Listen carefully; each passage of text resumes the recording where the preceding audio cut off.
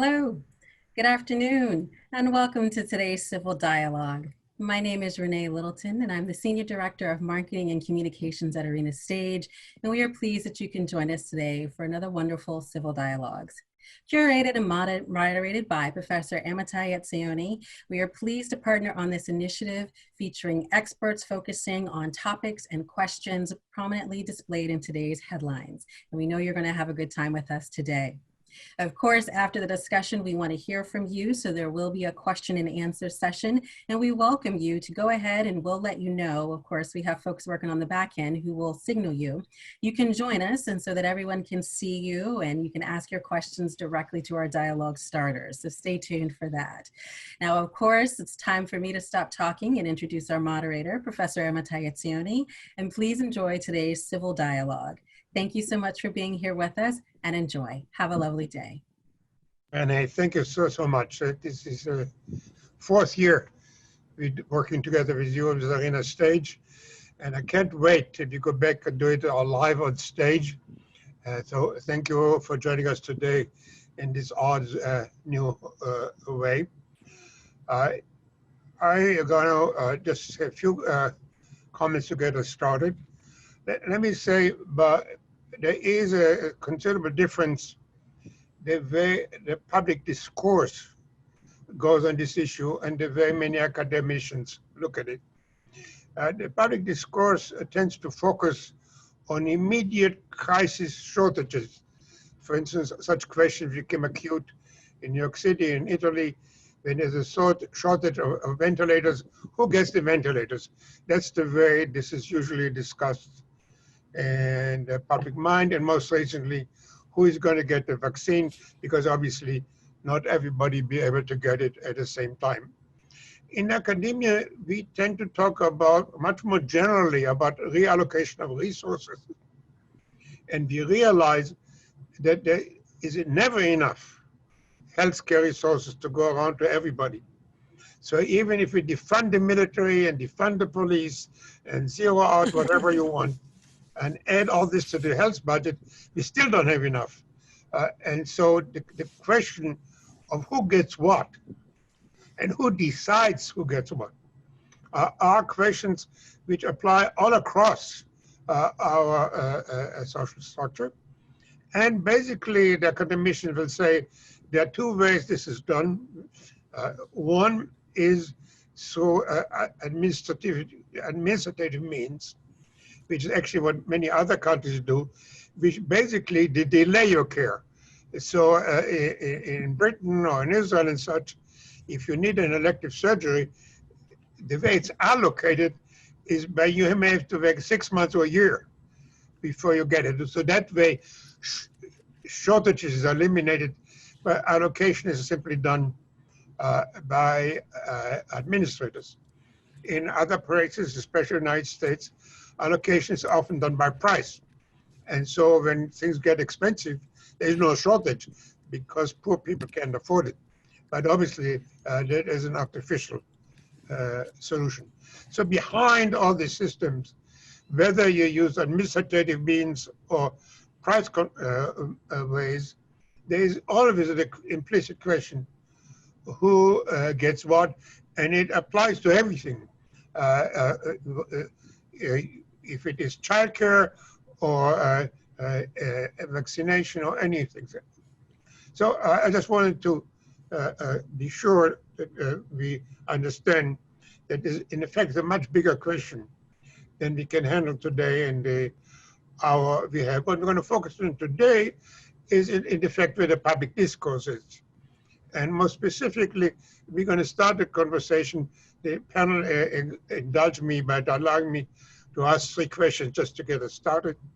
And so our first question to kind of get us into the subject is hopefully soon we're going to have a safe and effective vaccine. Though frankly, I don't think it's going to be as quick as everybody hopes for. And it's take quite a while before it's widely shared and before people accept it and how effective it's going to be. There are a lot of questions. But still the question is, who is going to get it first, second, and third? And maybe to simplify things, let's all agree that I think very few people doubt that the people on the front line who take care of patients will have to get them first, just to keep them going in the interest of the patient.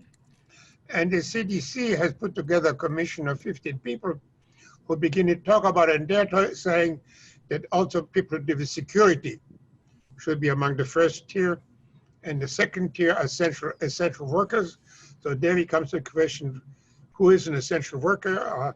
Hair salons, essential, and so on. And most important, the CDC raised the question, if minority groups who suffer special should be at the top of the line or just included in the rest of the population. So let me start, and maybe the first time we go out by alphabetical order, by last name, and I ask you to weigh in on that question. Who should get the vaccine second, third, and fourth, assuming that healthcare need to get them first? Great.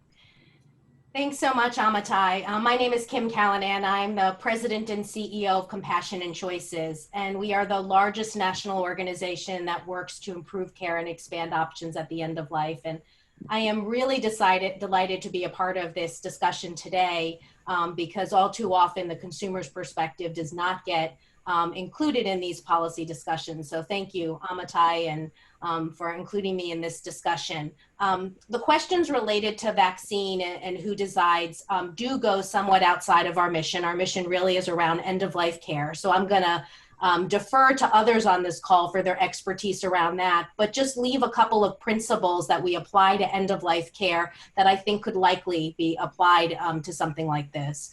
So first off, it's really important when you think about a question such as this that the patient's values and perspectives are considered. So I would encourage that as policymakers are looking at this, that the question of whether the patient would want the vaccine, I would argue that for some, being first on the list is not necessarily what they would want. That might feel too experimental. So, you want to be sure that the patient's voices is considered as a part of this. And then I think the question of equity is really an important one to consider. If there are populations, and we know there are, that are disproportionately impacted by the disease and are more likely going to suffer, I think as a equitable and fair society, we should really be considering them as higher up on the priority list if in fact they would want it.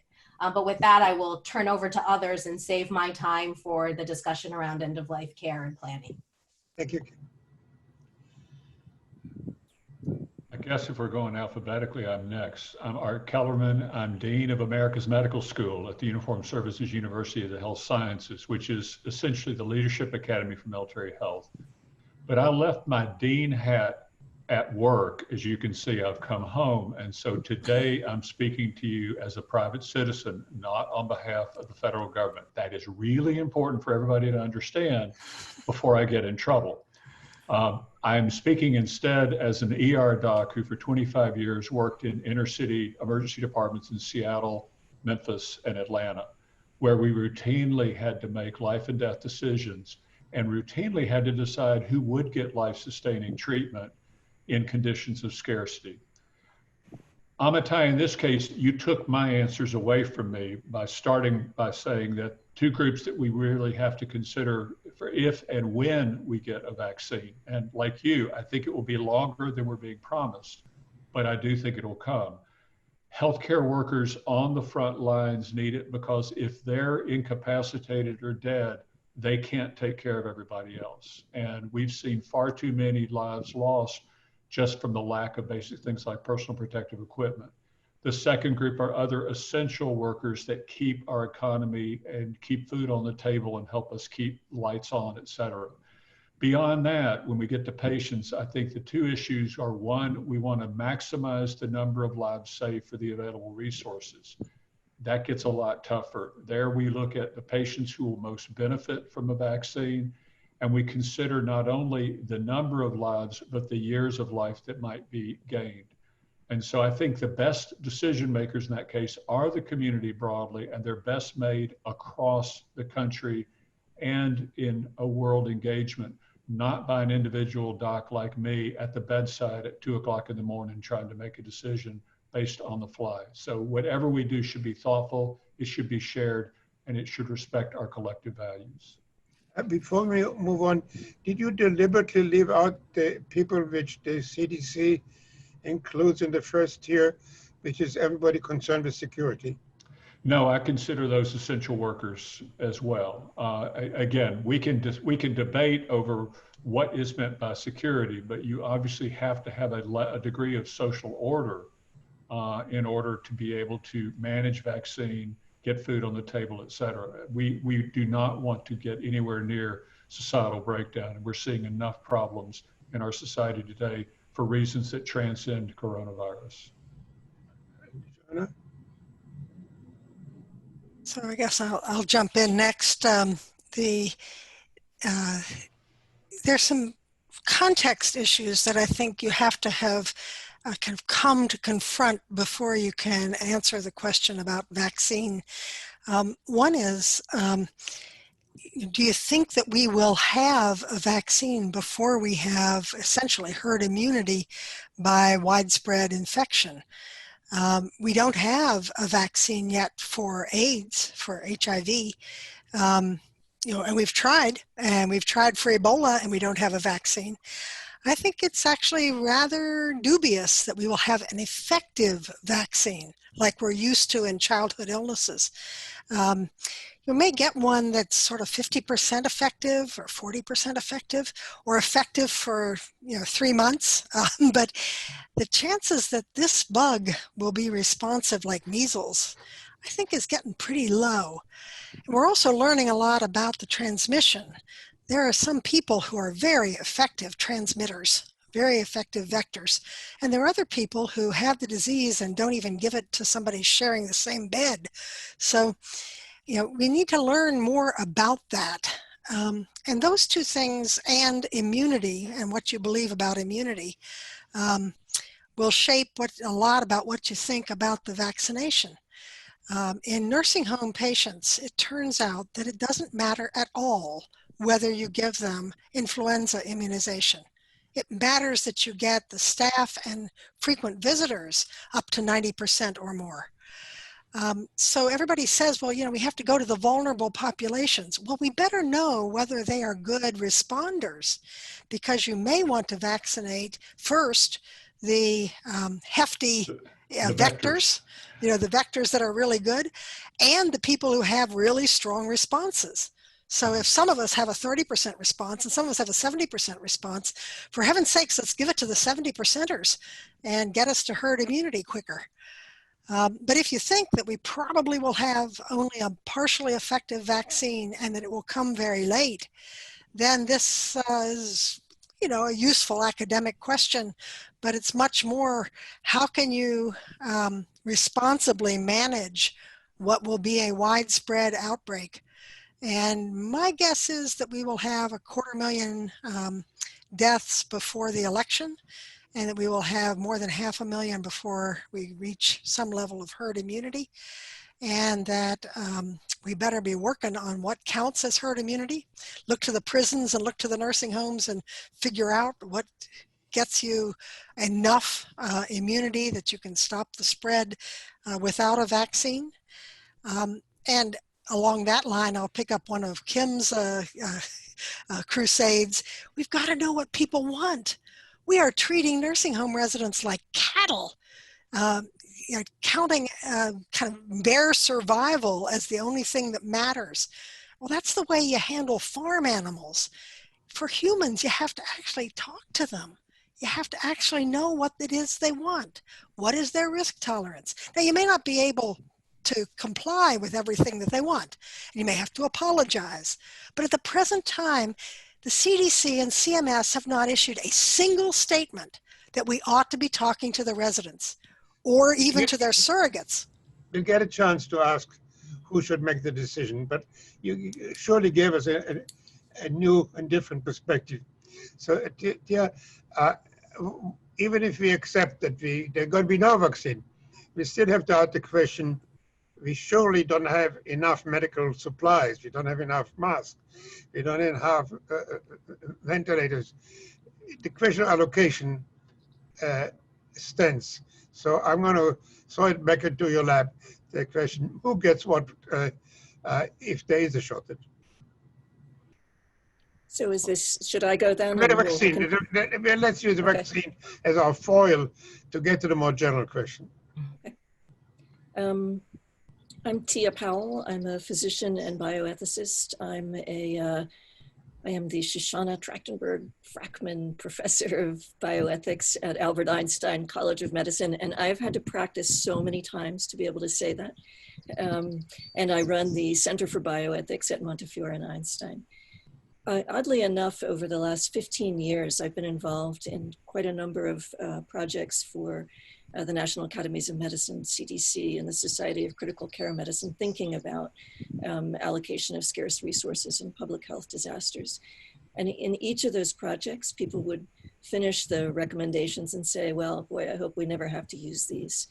And sadly, that's no longer a joke that people can make. So for the vaccine, I support what a number of people have commented, that I would be delighted to see us have a wonderfully safe and effective vaccine. Like Dr. Lynne, I've been a physician long enough to remember the yearly announcements that the AIDS vaccine was just around the corner, and we still don't have that. We also have some vaccines that are problematic. There was a good deal of controversy, I believe. Dr. Kellerman will know better than I, but I believe in the armed services, there was a lot of tension about armed services personnel being required to take the anthrax vaccine in some cases. They were very uncomfortable with the high level of side effects with that vaccine. There were some concerns about it. So in general, I hope we get a vaccine. I think we need to not make the mistake that's very common in America. We love to focus on technology. We always think that a machine or a new invention will fix all our problems. We won't have to talk to each other. We won't have to do the hard work of figuring out what's right. It'll be a miracle. We'll have enough of all the good things for everybody, and we'll never have to do any hard work. So I think, unfortunately, we're not there yet. I think no matter whether we get a vaccine or not, what we actually need to keep people safe is protective equipment. We would have so many fewer fatalities in the US today if we had actually prioritized nursing homes for protective equipment. The majority of people who have died from COVID, the vast majority, are over the age of 65. And if you're over the age of 85, even a ventilator, if you need one, doesn't save your life. People who are in their 80s, who have COVID, who have respiratory failure, their mortality rate on a ventilator is 90% and more. The ventilator isn't what you need if that's who you are. If you are among the oldest old, you needed to not get COVID. So the little flimsy mask, or even a really good mask, those are a lot less expensive.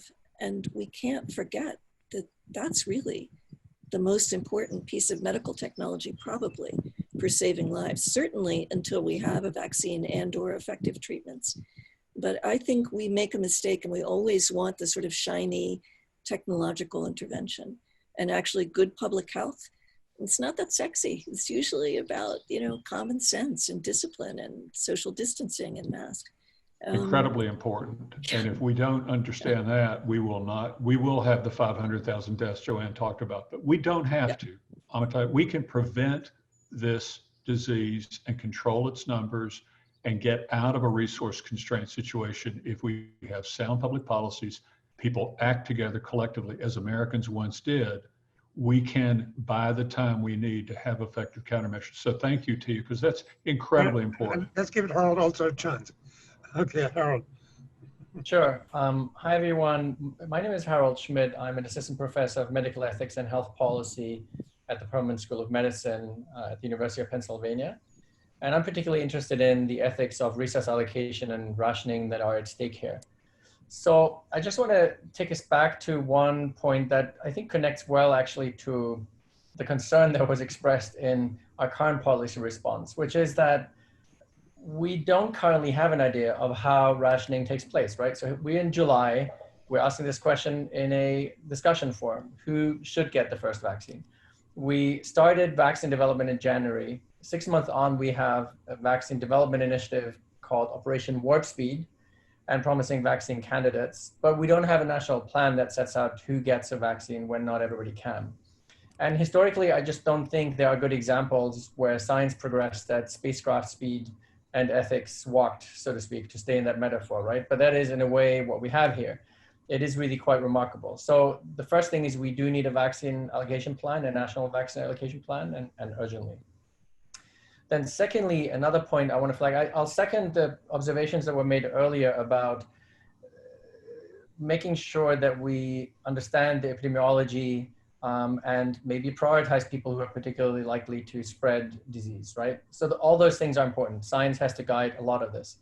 But, and that is one of the unique situations we have with COVID, it's this horrifically cruel heuristic that explains lots of things to us about what is wrong with our healthcare system, right? And so the fact that on average, twice as many, in some cities up to 6 times as many African Americans died of COVID compared to the white population is something that has to be reflected here too. So the point I want to make is that colorblind vaccine allocation is not going to be appropriate in my view.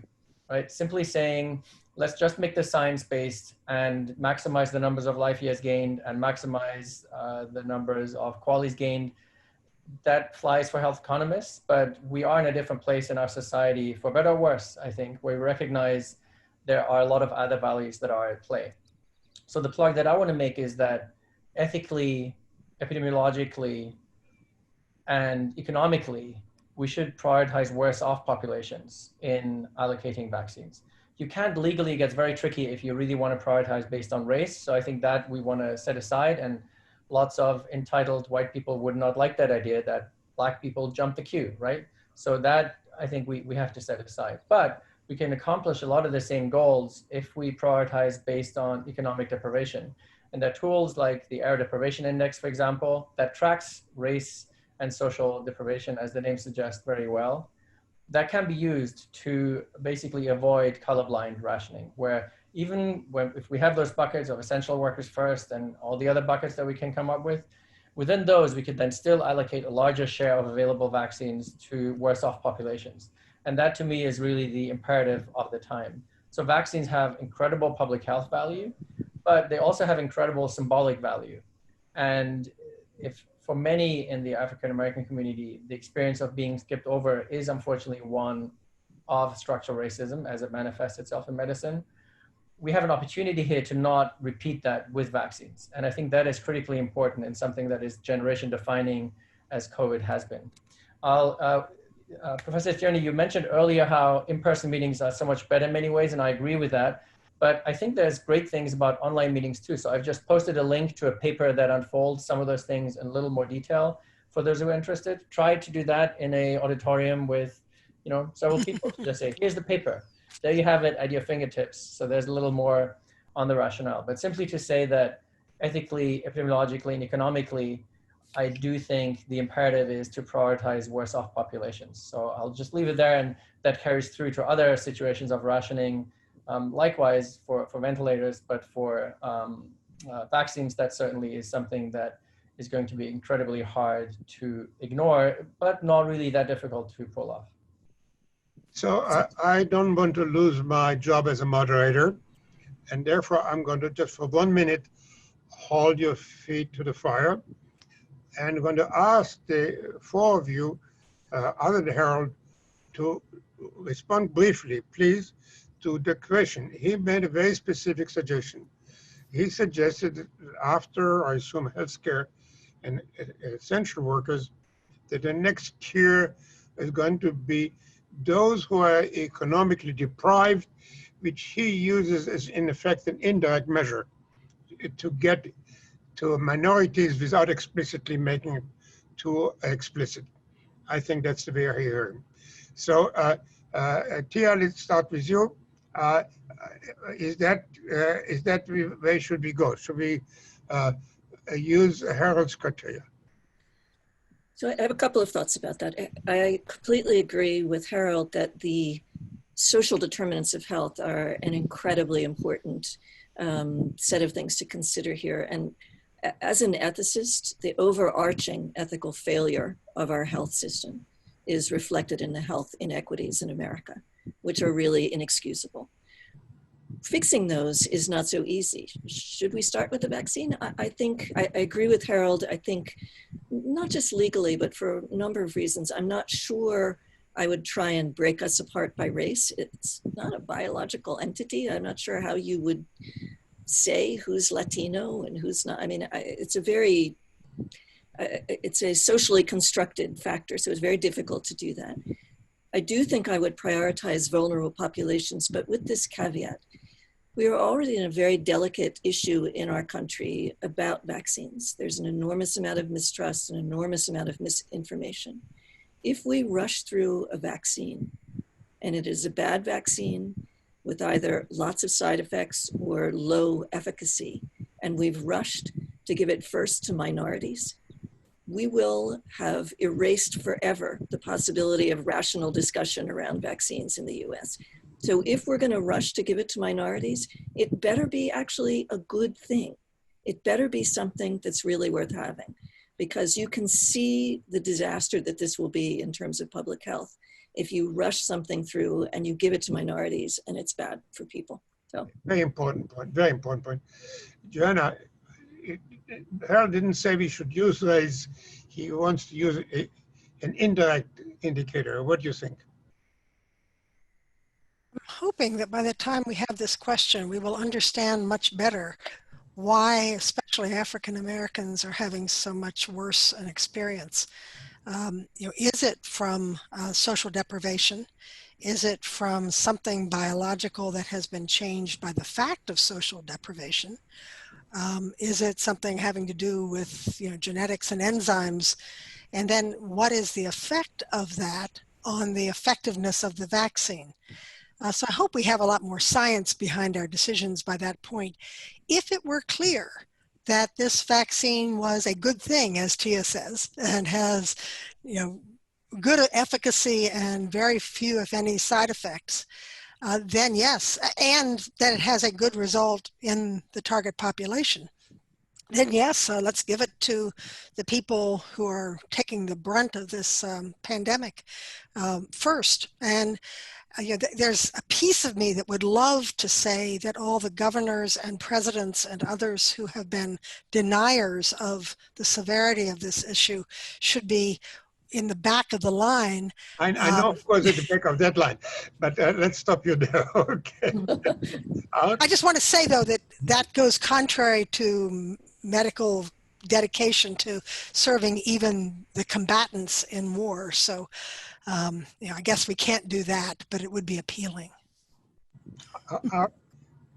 I think your first two speakers captured the key points very well. I would only add, as an emergency doc, I always said the best way to prevent a life-threatening emergency is to prevent it from happening in the first place. And the best way to prevent awful, heartbreaking resource decisions is to reduce the burden of the disease that requires the resource. And we have utterly failed to manage our population, to manage preventive countermeasures.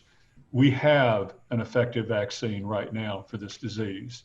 We can wash our hands, we can socially distance. And that, I know that's not the topic of today, but this is the topic that's facing our country. And minority populations are suffering as a result of that. And nursing home patients are suffering, and healthcare workers are suffering. So that's my novel contribution to this part of the conversation. Okay. Over. Okay. Kim, I think you allowed me to move on because we almost ate up half of our time.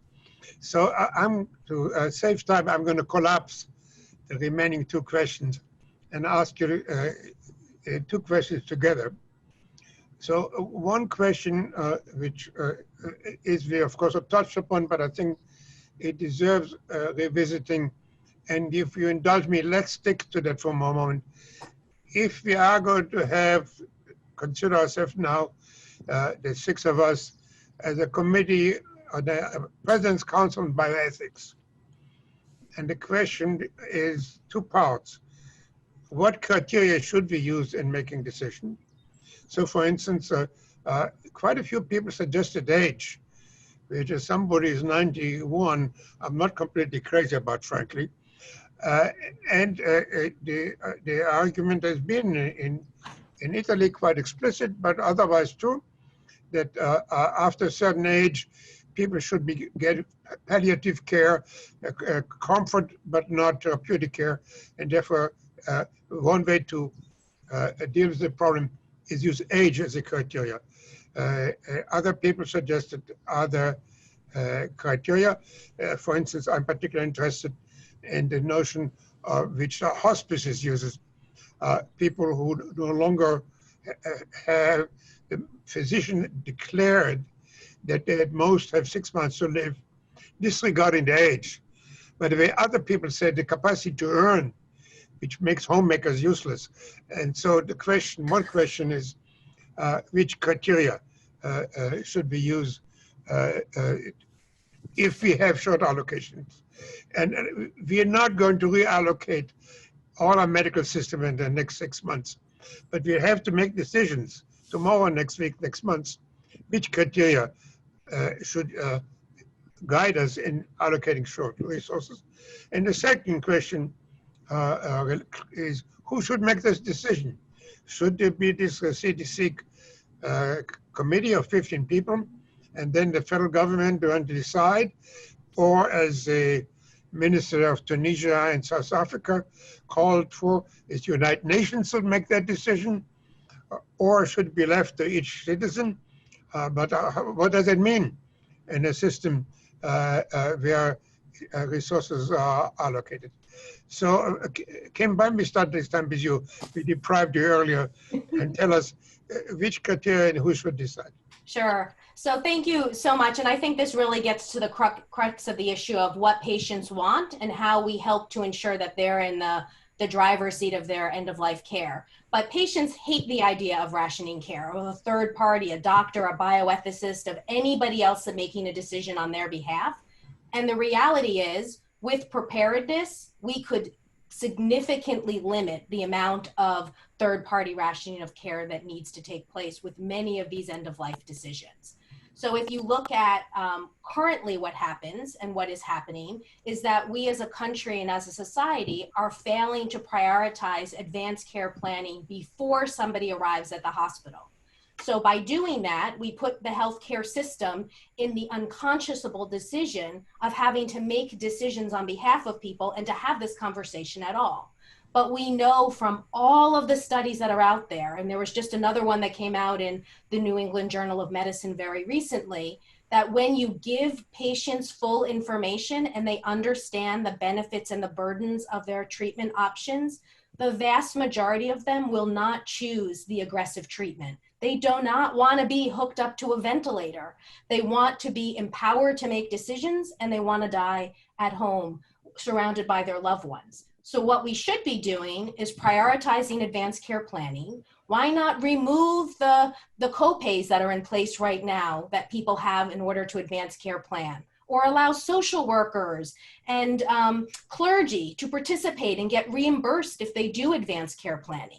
How about if we prioritize the option of getting oxygen delivered to a person at their home so that they never have to go to the hospital?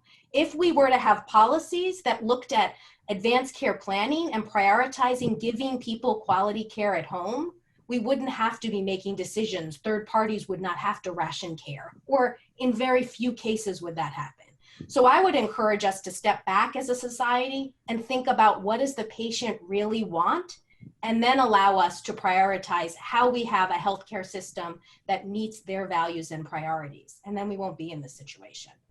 Kim, how we are going to protect patients who are under pressure from their family, for instance, who either want them to go on and on because they don't want to give up on their loved ones, or the other way around because they don't want them to waste, quote, their estate. So do people are really, all people, sick people, in the capacity to make truly autonomous decisions? So I would argue that these, first of all, you do advanced care planning. You don't wait until you're in that situation. You do it at a far earlier stage. And the healthcare systems and the hospitals that are doing a really good job with palliative care are, instead of waiting until the person gets into the hospital, they're actually having these conversations with their patients in advance. So my belief is that the patient should be empowered to make these decisions, and that if we were to, as an example, what about if in addition to an advanced care planning conversation, we actually allowed you to bill after the doctor or the social worker had a conversation with the patient? If we also allowed there to be a conversation with their family, where they then have that conversation together in advance of that crisis moment, so that the patient could hear then what their loved one really wants and what's important to them and what the priority is. That's going to take away a lot of the angst that happens in the emergency room. But instead of doing that, we're waiting for the crisis moment and everybody's in a bad situation. Well, I'm personally a strong supporter of compassion and choice, so let me reveal that. But I still need to ask the four of you, some things are allocated socially, and so what criteria should be used, those things which need to be allocated socially, and what criteria should be used? Can I just comment? I mean, Kim, as a bioethicist for 30 years, I've been hoping people will do more advanced planning. It's not that relevant to the current context with the public health disaster and COVID. We had healthy people who had no known illnesses coming in and dying in the ED. We had lots of people who might have some risk factors or some chronic illnesses come in. There was no palliative care. There was no opportunity ever in their life for someone from palliative care to contact them, unless you're going to have a palliative care meet with every patient across America, which I'd be for, but I don't think we can get that paid for. So I think what we need in regular times is much more of what you're talking about, and I hope we get it. But the pandemic really puts other pressure on. There will be rationing. A public health disaster means that the need exceeds your resources. People will come in and they will want stuff that we don't have enough of. Even if you had a ventilator for everybody, you don't have enough trained people to really operate that. And people are very poorly informed about whether or not CPR will work. I mean, this was a really unprecedented disaster, a disease they were only just barely figuring out about. So trying to do those goals of care discussions during the context of COVID was brutally difficult. And certainly in the Bronx. What criteria should be used? Now, again, we don't want to turn it all on a decision of end of life personal. We need to go back to the social question here. So if those things which are allocated socially, what criteria should we use and who should make those decisions? A friend once told me that the reason that the good Lord gave us big brains was so that we could keep two conflicting ideas far apart. And we do want each human being to be infinitely valuable. We very much want to treat people equitably and to honor their humanity. We also want to recognize that it is a whole lot more important that the 36-year-old mother of three who also is working in the cafeteria is a whole lot more important to the future of our community than my 96-year-old mother who is utterly dependent. So those are very conflicting ideas, and I think that we end up having to honor them both. That we need to have ways in which the kind of advanced care planning that Kim and Tia have talked about becomes really important for populations that are really at much more risk. I think it's outrageous that there's any nursing home now that doesn't have more than 90% of their residents having a solid advanced care plan for if they get bad COVID-19. That's different than trying to get every 30-year-old, but we know that when there is an outbreak in a nursing home, it's going to be brutal. So let's make sure that happens, and we find out what it is that people want. But when people show up at the ER, we can treat them equitably. Are you saying that age should then be the criteria? Because you said 31. No, nursing homes are sites for very different ages. It's much more how fragile your health is. People in nursing homes, with very few exceptions, have quite fragile health. I often was standing there with the death certificate saying, do I really say succumb to a cold? You know, I mean, the person had no reserve in, you know, six organ systems and, you know, 5 known illnesses and 12 diseases. And, you know, but what was it that actually caused the death at this time in this way? Who knows? I just want to be sure before we move it on to my other colleagues, where you are. Are you saying to those who are most fragile should get short resource first or last? Amitai, you can't you can't discuss this in a general sense. What you decide for one kind of scarce resource is different from what you decide for another kind of scarce resource. So a hospital bed might be apportioned differently from a vaccine, from personal protective equipment. So you have to actually pick a specific category and think about what is ethically feasible and what clinically do we know about who will be benefited by this thing. So those 2 things and some others as well. You need to get different kinds of expertise. What do we know scientifically about what interventions will work for who? And then you need to get experts about the individual's values and the community's values and sort of bring those together. But you can't just sort of say rationing is a general thing. It has to be rationing what for whom. Harald? Amitai, I'd answer your question by asking you a question. If you have a vaccine that works and you have 2 patients you can give it to, and one you can extend their life by 2 years, before they die of something else, and another you can extend it by 60. Which one are you going to give the vaccine to? And I do think, as Joanne said earlier, while I do not, and I don't know any of us advocate a rigid age criterion, if we are looking at maximizing the benefit of a scarce resource, setting aside for a moment, failing to prevent the need to ration. But if you have to ration, let's do the most good for the most people. And part of the most good is those people who have the most years of potential life, maybe who have small kids who are totally dependent on them. I've seen too many times in my life, young adults with dependent children unnecessarily dying in a public hospital ER because they couldn't get access to basic primary care. I wouldn't want to see that repeated if we had an effective vaccine. To answer your question quickly, I'm a sociologist and somewhat of an ethicist. And I face the fact that we are making national decisions every day on allocations. And they are not that specific. So we decide how many dollars to send to which state. That affects what we're talking about. Somebody makes those decisions without saying this dollar has to go to ventilators and this dollar has to go to face masks. We are shifting nurses from state to state and so on and so on. We had a lot of nurses going from Texas to New York, now from New York to Texas. So there are all the time major allocative decisions made, and therefore the question of national resources. And therefore for me the question, what criteria we use and who decides stands. And I would use how many years of productive life is left, and productive would include being loved and being able to love. But that means that somebody's 27, but is on stage 4 cancer and dying, will not get it, and somebody who's 60 and is in good health will get it. Herald?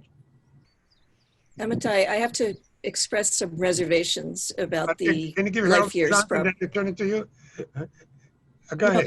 Well, so if you just do it by age, we do remember that African American men live 20 years less than white women. So I'm not willing to say age in general is a fair criteria. We have terrible health inequities. I'm also not willing to say people with children necessarily come ahead. There are people who are infertile, and indeed African-American women are far more likely to be infertile and to not be able to afford fertility treatments. Gay people couldn't marry until relatively recently. There are many gay people who would love to have children and don't have them. So I'm really uncomfortable with just this sort of life years and some of the other social criteria judgments. I don't want to leave out the disabled. They may not be able to work. I'm really uncomfortable with that. I think ethically it's very hard to support some of those judgments. So I just want to put that out there. It's not a universally accepted notion that yes, definitely always give it to young people, people who are working, people who are aware. I think it's very problematic. I made one line. I'm strongly in all my publications opposed to using age as a criteria. I'm saying I'm using the hospice criteria. How many years that person has, whatever the age, to have a productive life, productive defined in a very wide way. Hospice doesn't say productive. Hospice says you're going to live or die within 6 months. I'll edit the hospice criteria. Okay. Harold? That I'm comfortable with. Thank you. I want to step back in two ways, partly echoing Tia's comment here too. So for one is maximizing benefits, I don't think should be taken as axiomatic, right? It's very intuitive. This utilitarian calculus has a lot of appeal, but it's not as if that is an approach that is not in need of justification. So whether you do that in a straightforward utilitarian framework, or there's multiple versions with multi-criteria approaches that get a little messy, but ultimately amount to the same, that too requires justification. I think we should step back and not see that as, well, this is the default and everything else requires justification. Maximizing life years requires justification too. Considering remaining life expectancy requires justification too. And here you're right. I mean, looking at some other data that I looked at, we have 30-year differences of life expectancy, right? So to come back to the example of the difference of life expectancy, what if we have two 50-year-old males? One is African-American, the other is white. One has 10 years left to live because of multiple comorbidities. The other has 30 years left to live because they have had a very privileged upbringing. To me, it's not at all obvious that we should clearly give the resource, let's assume it's a scarce ventilator, to the person who has 30 more years to live in that situation, especially if it compounds previous disadvantage and structural racism. So for me, all those things are really an incentive to step back and see what are the principles that we're starting from and not accept those as justified. And one thing to add, I'm again making use of this wonderful technology. I'm sharing a hugely, in my view, illuminating review of ventilator rationing guidance at the state level.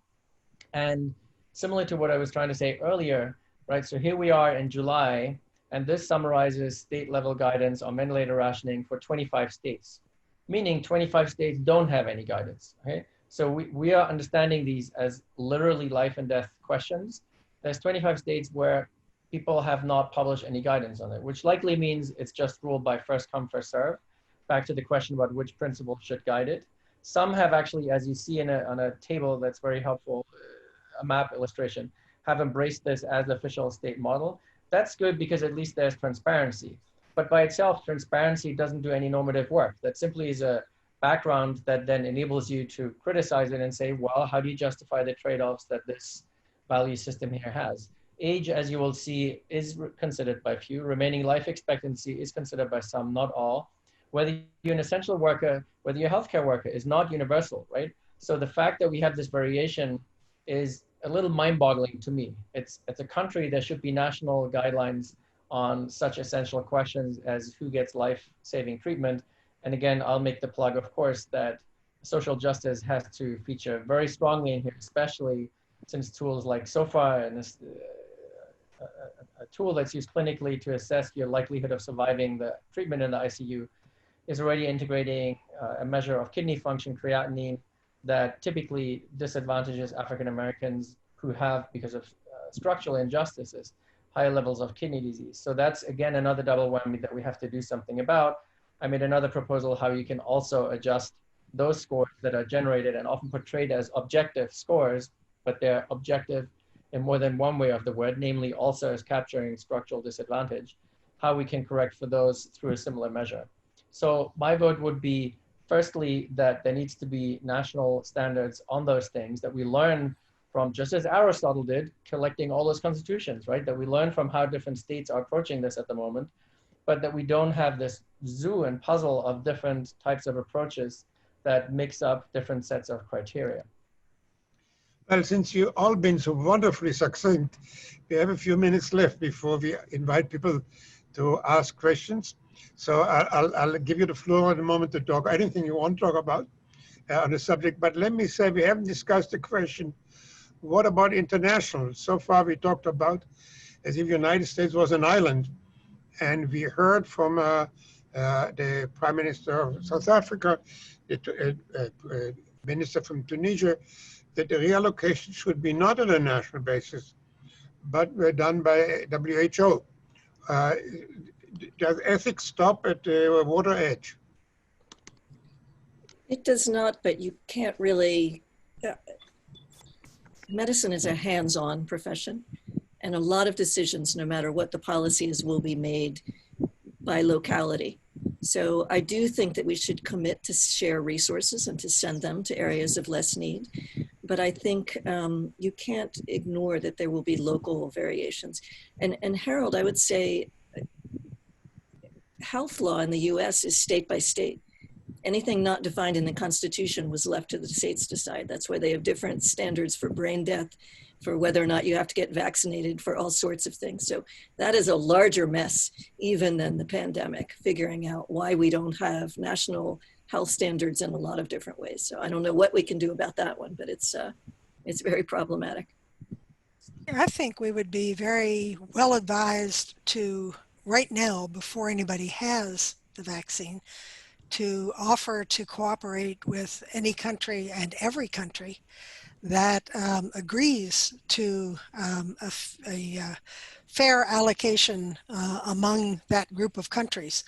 There's no reason to think that we are going to be the best at finding the vaccine that works, or that we will be the best at producing it. And, you know, if Tunisia develops it and produces it, we'd better be on their good list. So even just as a matter of self-protection, you know, I think we'd have to work some on exactly what fair allocation would be, but something on the basis basically of population size. And yeah, and then within the population, you'd have all these priorities that we've been talking about. But, you know, if there are 1 million doses available within this month, and we're working with 20 countries, and we are 1/20th of the population, we'd get 1/20th of the doses, and then we could allocate them. But I think that you know, infectious disease is one thing that is quite leveling. You know, it doesn't matter how arrogant you are, it doesn't matter how powerful you are, you'll still get it. You know, Lincoln got smallpox during the Civil War. You know, Alexander Hamilton got yellow fever. You know, powerful people are leveled, and we're all in handshake distance from everybody else. So this is exactly where we should be just as equitable as possible. My colleagues in this philosophy department will absolutely love your criteria. They call it the veil of ignorance. So you should make the decision before you know who's going to get it. Anybody else? Kim, anybody else? Not specific. I mean, I can just go back to what Tia said before.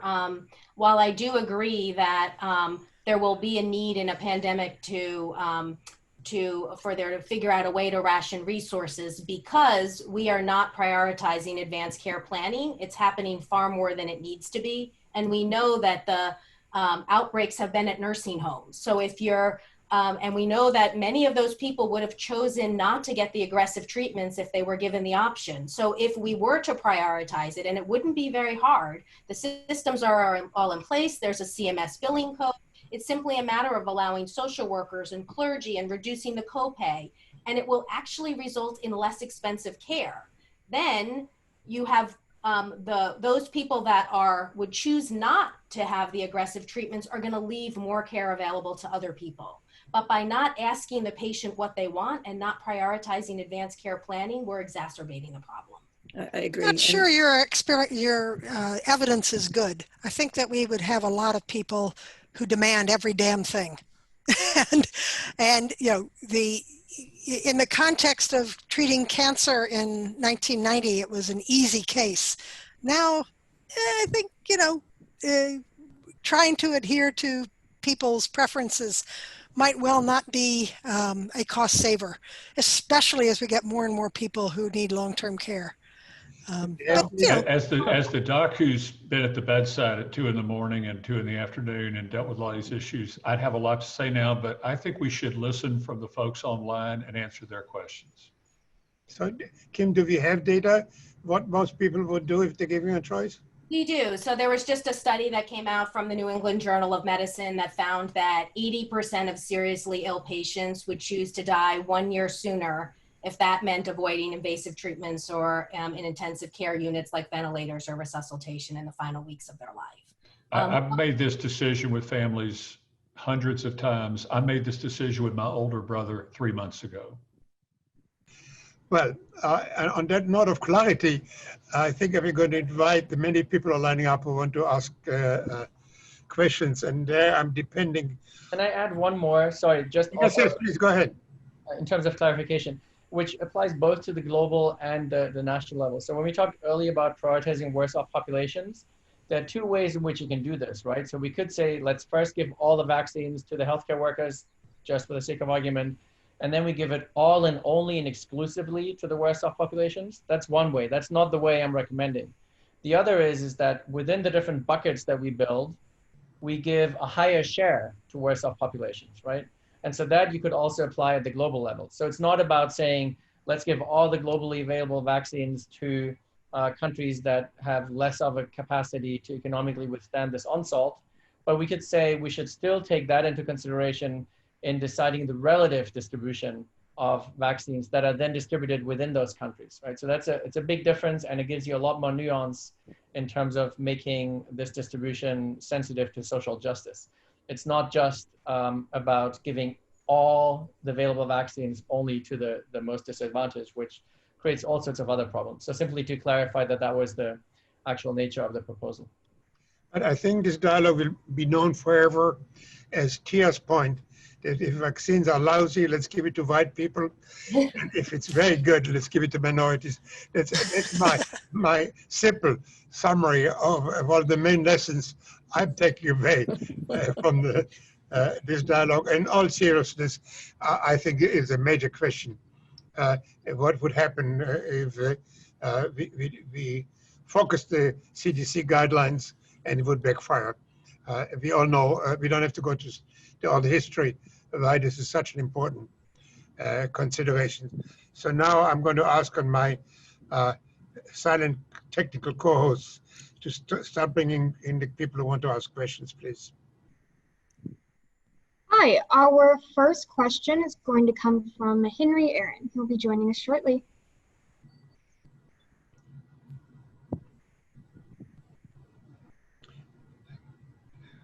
Henry Aaron is himself a major expert on the question. Yes. Not an expert, but very interested in the comments that you've all been making. I sent in a question early on, but I'm compelled to switch grounds a bit. It seems to me that it's important to recognize that rationing is inescapable if we have a decent vaccine. There won't be enough of it for an extended period of time. Not everybody who wants it will be able to get it. And that's going to create, I think, a massive legal and political problem. Making those decisions based on either race or age is a non-starter legally. Both are protected categories under the Constitution. Trying to use them to allocate resources would be challenged, and I believe the challenges would be likely to prevail, but even if I'm wrong, it would be hung up in the courts for an extended period of time. So some other basis needs to be found. The question I want to pose now, though, is in listening to the comments about how we might go about rationing, how we should go about rationing. I haven't heard discussion of how, in a practical manner, we can go about rationing. This has to be done through law by administrative entities operating in the not altogether wholesome political atmosphere that now pervades the United States. And I am absolutely at a loss, personally, when I think about how, as a practical matter, we could go about doing this in any centralized fashion. It seems to me that any rationing procedures are in the end going to have to be done by indirection and in a highly decentralized manner. I realize in making that statement, it's super vague and I can't do better, but the vision of the US Congress or the executive branch trying to implement regulations for allocating a vaccine, a good vaccine, I'm going to assume, is beyond me. I can't conceive it. So those are a bunch of observations, but I think they carry questions with them, and I'm curious as to what your reactions would be. Can I jump in on that on one point? So one, I completely agree that rationing is going to be inevitable. And I think the other thing I would flag is not just once, right? So one thing that makes the situation so unique is that in all likelihood, we'll have more than one vaccine. So the first one, the FDA has set up standards that it has to be 50% effective. So we've, the other scenarios we talked about earlier to some extent are addressed by that. But even if we have a vaccine that's good enough, there'll still be a later vaccine that might be better for maybe some subpopulation, right? So we have to get used to the fact that not just are we doing this exercise once, but we then also have to consider what do we owe the people who got that first vaccine where maybe a later one is a little better, right? So simply to say, indeed, we have to be realistic about the fact that vaccine is necessary, that rationing is necessary, and moreover, it'll be a recurrent activity. The second point to make is that the CDC, the ACIP committee is of course working on this, which is great, setting aside the delay that the government could have kicked off some of those activities a little earlier. So there is work on that. There is an existing framework that they worked from for flu pandemic vaccinations. And there again, we'll see not a national mandate, right? So that is in many ways also makes sense. And it relates a little bit to Tia's, your point earlier, that states differ in their composition of age groups, for example, right? So one size fits all might not make a lot of sense. And generally the understanding would be that we have a centralized recommended rationing guideline that is then interpreted by the states. So it would be the state health departments that would come up with this guidance, and more local health departments might have other things to say about that. So simply to say, there is certainly thinking going on in terms of how this will be done, but it still all needs to be informed by the principles that guide those allocations. In one sentence, under Trump administration, the vaccine be sold by private companies who will charge $3,000 for each shot. And the Ford Foundation and the Gates Foundation will buy some and give it to those who they consider most in need.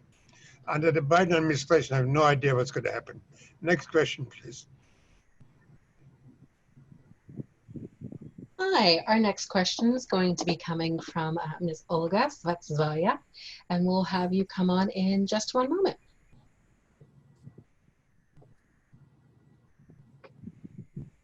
Hi, I'm Olga Shvetsova. I am a professor of political science and economics at SUNY Binghamton.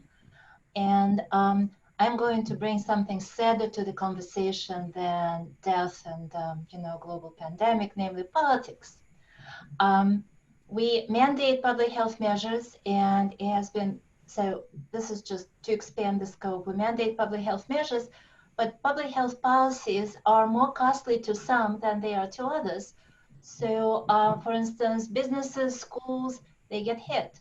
And the strategy of reliance on strict public health policies, therefore, is also triaging, including triaging in the medical sense. And so if one wants to go that route, it even is triaging on qualities that are gained in one place and lost in another place.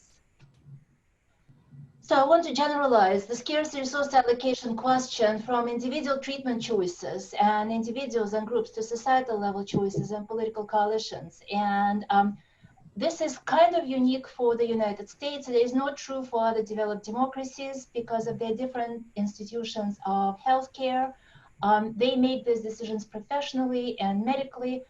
But in America, we probably have a very narrow window of opportunity for doctors and ethicists-driven decisions, if at all. And in some states, we have probably already missed that window.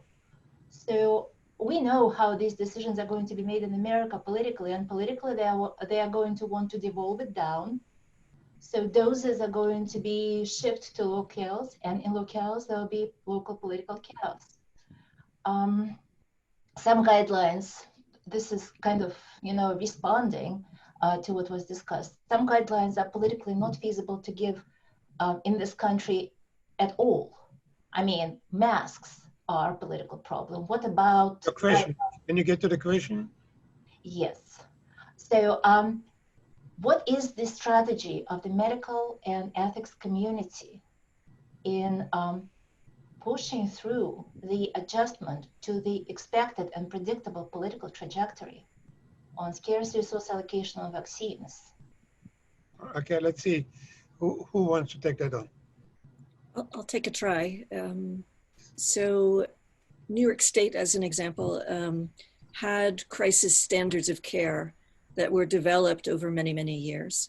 And they laid out how you might want to triage ventilators that are very similar to crisis standards of care that were developed for a public health disaster like this one, that were set out by the National Academy of Medicine and Society of Critical Care Medicine and other groups. They were not implemented in New York State. So there is a real political problem in terms of pulling together expertise from people who are thinking about the ethical process and people who are thinking about what's effective and whether or not what services are appropriate to offer to somebody who has a very short expected lifespan. What about to a healthy young person?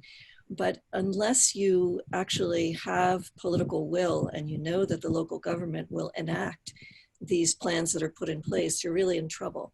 So we've seen that in other states. Massachusetts actually did something different. They developed crisis standards, produced them, and there was a blowback from the community saying, we don't think that those standards are fair enough to minorities. We worry that people who have comorbidities are more likely to be minorities. And if you do less well in the rankings because you have comorbidities, that would be unfair. So Massachusetts actually, in very quick time, revised their standards and put them forward. So I hold that up as a model of government actually being representative and working hand in hand with community values to try and figure out how you can fine-tune allocation systems. Democracy is a mess. Famously, it is the worst of all systems except for all others that have been tried. And it depends on the kind of debate that Professor Etzioni is trying to encourage, where people can respectfully disagree, come up with more data, a better idea. And we will have to try and perfect this. We have some opportunities now because of COVID that it hit hard and early in some places, and we did learn some lessons there. Unfortunately, I'm not sure we've taken those lessons. We had an opportunity to set up better standards in states where the pandemic is coming on later. And unfortunately, we are failing to take advantage of that opportunity, which I think is too bad. The problem for political science.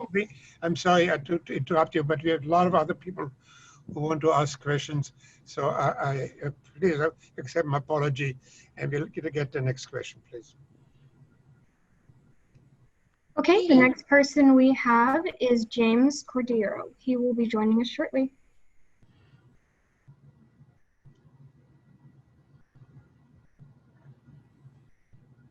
Okay. Hello? Sorry. Can you hear me? Sorry. Great. Yeah. My name is James Cordero. I'm a professor at the State University of New York. I've also begun taking some graduate work in practical ethics at the University of Oxford. And I'm concerned about a slightly different question. Okay. I agree with this principle of need-based rationing. And, Harold's point is perhaps most pertinent here. But I want to introduce something, the tension between people from traditionally underserved groups, minorities, for example, African-American individuals have been brought up as an example, who are healthy, and people who are at higher risk from the general population due to existing comorbidities that would benefit from the vaccine, obviously, yes? So what sort of ethical principles or frameworks, especially promising, in trying to address these questions? If you've got two people with equally comorbid situations, one African American, one not, I think the argument is easier to make. in terms of traditionally underserved groups and so on. But what happens if you've got a healthy African American and a non-African American individual with existing comorbid? How do we think about that tension? Thank you. Yeah, that's a great point. And I think it also helps to come back to an issue that was raised earlier, the question of what do we make of race in this discussion anyway, right? So I want to be very clear that there's nothing at all in what I'm suggesting here that would be drawn on saying African Americans are genetically more prone to disease, right? There's a huge issue and a parallel discussion here about race correction in medicine that is urgent and necessary. So to me, that's the beauty in a way of using an approach like socioeconomic deprivation. There will be plenty, luckily, because of a lot of good work, there will be plenty of African Americans in your situation who will not have those comorbidities, who will have all the flexibilities that many of us have in terms of working from home, that they can stick out a couple of more months without being vaccinated.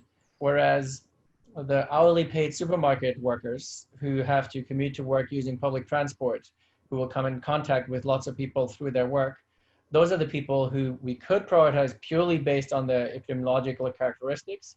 But the economic situation is also such that the loss of income is so much more important, and that their risk friendliness is likely higher because they are more dependent on regular income that many better off groups are not as dependent on. So that's why I think I want to completely disentangle the race from that overall allocation discussion. Prioritizing by error deprivation index really makes it much less tricky in that regard, and also gets around any of those assumptions that there could be genetic factors. There may be, but it's very clear that the vast difference that we see in COVID's impact is explained very clearly and very simply through structural racism in medicine, through lacking health insurance, through years of differential treatment of African Americans in healthcare systems, through the long shadow of the Tuskegee study, et cetera, right? So those are the things that we want to address, and this is one way in which we can address it without opening any of those really thorny boxes. As we take the next question, please keep the people who asked the question with us until they got the answer. Hey, hello, fantastic. So now we have a question from Reverend Robert Drake, and we'll be bringing him in shortly.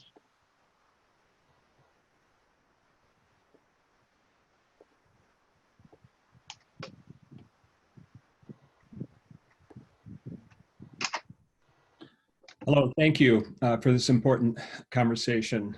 In full disclosure, I should say I'm the medical outreach manager for Kim Callinan's organization, Compassion and Choices, but I'm also an ethicist and a clinical chaplain. Dr. Powell, I want to thank you for raising the issue that the first vaccine needs to be good and well delivered.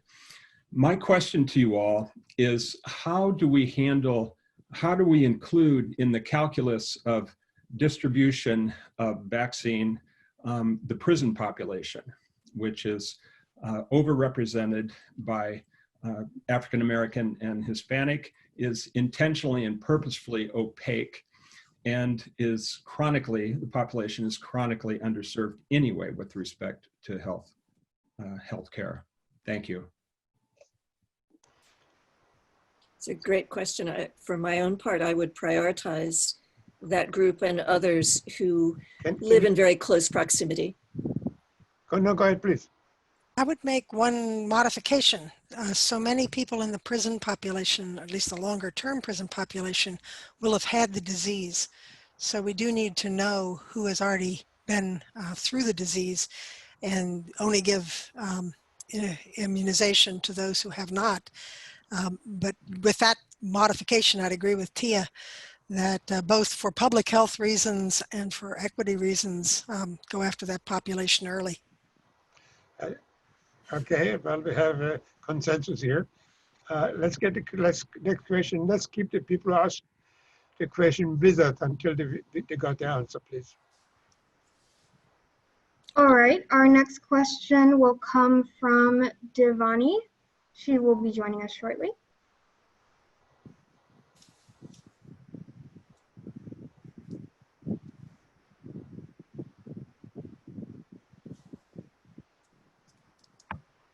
He is still. Hi, welcome. Hi, my name is Devani. I'm 16 years old. I'm from South Africa. So from what I've heard so far, all of you have talked about the distribution of vaccines, and the deciding factor would have been age, race, or who needs it more. But one of the factors I was going to ask you about is money, because money is a very important role, has a very important role in our society. And the people who have money have the power. So my question is, are certain people given a preference, or are all people given the same medical equipment throughout all social standings? Right. So the question really, we often rely on the market for reallocation, and should we in this case say no? The vaccine has to be free, like we're saying about the COVID test, or will we allow market forces to participate as we allow for so many other medications?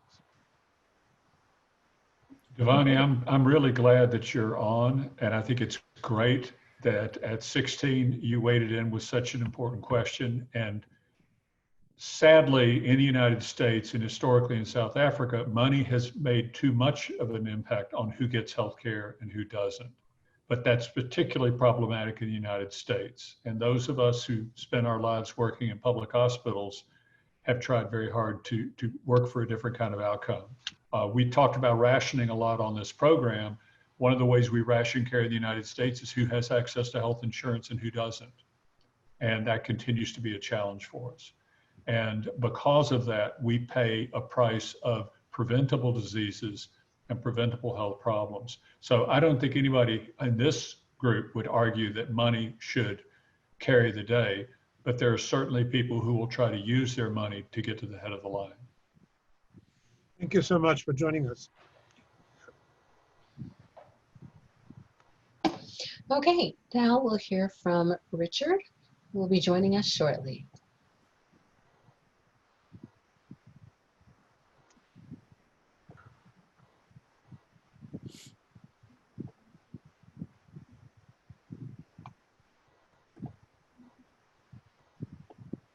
Now you can hear me? Yes. My question is, the ER departments, the emergency departments have pretty reliable, responsible, and long-standing protocols for triage. What I'm wondering is, since this, Dr. Kellerman spoke about doing this at the bedside, often conversations about end of life, ER docs do it often when someone enters the space.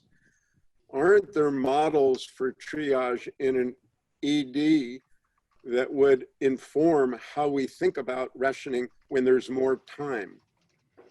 Well, first of all, Mr. Berg, normally in ERs, we triage under the concept of worst first. The sickest or the most severely injured goes to the head of the line.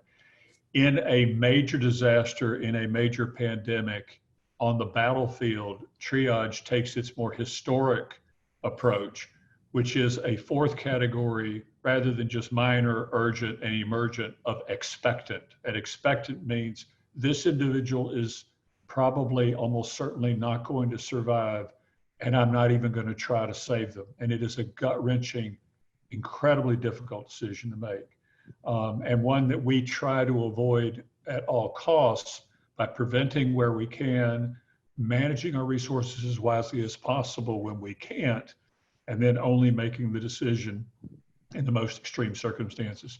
And as Kimberly and Tia said earlier, I think Joanne has spoken many times, if patients come in having already thought what they would want, that's far better than an ER doc making the decision, I don't think you're going to make it, we're moving to the next patient. Thank you. Thank you very much. Hey, Amitai, could I add one thing to that? Sure. So unfortunately, one of the things that happened at the start of the pandemic was that CMS issued a waiver that removed hospitals' requirement to inform patients about their advanced directive policies, which I have no doubt was done because of concerns about sort of transparency and triage in the moment. But unfortunately, it wipes away the very policy that equalizes the information between doctors and patients. And so one of the things that I would hope for is, now that we have a bit more time, is that that policy could be reinstated. It's been around for 30 years, and it's really core to ensuring that patients get the information that they deserve. Thank you. Who is next? Our next question comes from Kevin. He'll be joining us shortly.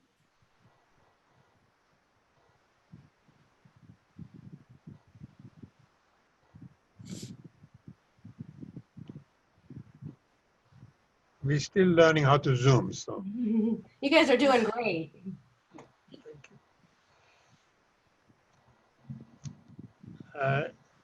Hi, Kevin. Would you like to ask your question?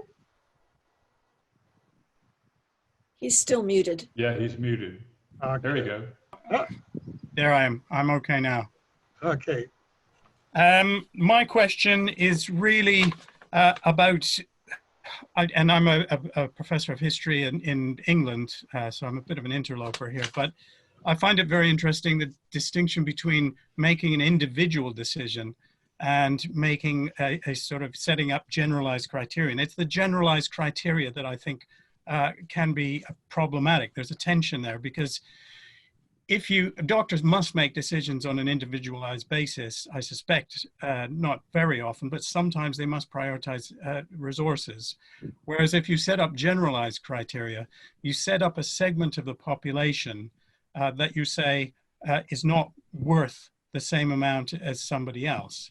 And I know this is the problem that many disabled people have with assisted suicide or assisted dying, is that it sets up a group of people separately. In the UK, we've had an example of this with the COVID issue, whereby there was a care home with people with learning difficulties, no physical difficulties, who were prioritized or deprioritized rather, if they suffered from COVID.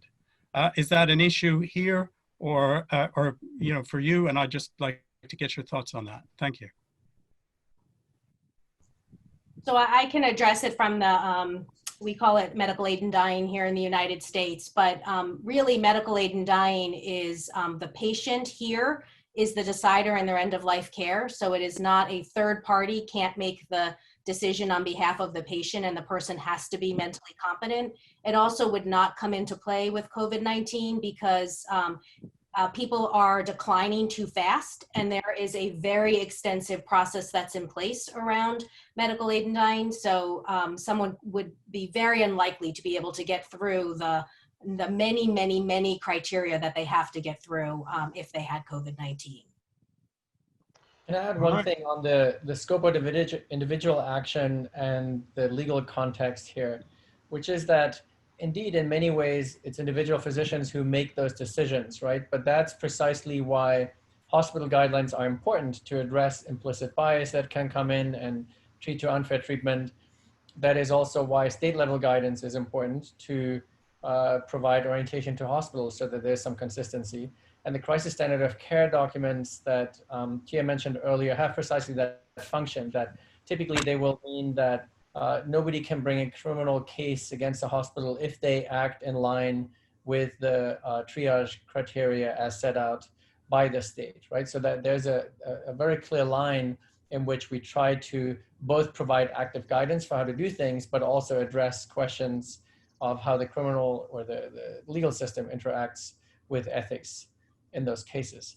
And I want to make one other point around how you started introducing your question, the historical one, right? So triage comes from the battlefields, from the Napoleonic battlefields. And I think it's important to remind ourselves that we are not in a war, okay? So we have to really resist policies that pit population groups against each other. It is not the case that we need to win a battle and therefore we need to preserve the fittest people to help us through this moment. This is no Noah's Ark moment that society will cease to exist unless we eke out the last little bit of life years gained from allocating a vaccine or a ventilator, right? We have to, I think, step back a little and relax and understand it isn't quite the crisis as it is, and we have to make allocations, all of which have trade-offs. If we simply maximize life years gained, or maximize, try to minimize the impact of that treatment will have on patients as they go through it, there are different trade-offs in all those scenarios, but we shouldn't be taking this battlefield metaphor of triage as the only model that can guide us in making these collective decisions that have to be informed by social justice. Harold, the most important point is to avoid mass casualties in the first place. Neither the UK nor the US is doing a particularly good job of that at the moment. If I don't leave anybody with anything tonight, we have to do a better job with basic public health countermeasures to reduce the burden of this disease and to prevent the need for the gut-wrenching decisions that we're spending so much time talking about tonight. We can do a much better job than we're currently doing. Yeah, in addition to that, Art, in addition to doing a better job with the social distancing and all of the kinds of policies that would avoid people from getting the disease, our policies also prioritize people getting care in the emergency setting. So as an example, there's tons of data that shows that home-based oxygen would be far more effective for people, but you can't get home-based oxygen because our policies don't prioritize that as a care delivery method. So right now, we could solve a lot of the questions over who gets the ventilator if we were to open up the door to home-based oxygen as an option for people. I just want to emphasize, I think many of you nodded the agreement with Art when you said we have to step back kind of earlier phase to be sure that we don't face this, to quote, these heart-wrenching decisions. Extremely well taken point. Take us back to the question of allocation. That means we have to take the resources we have and allocate them differently, put more in minority neighborhoods, more in medical research or whatever.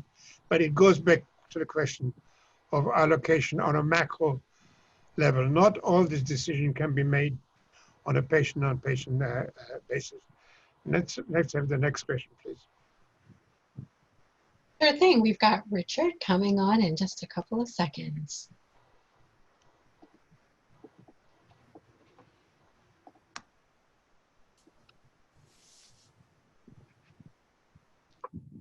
Would you please? Hi.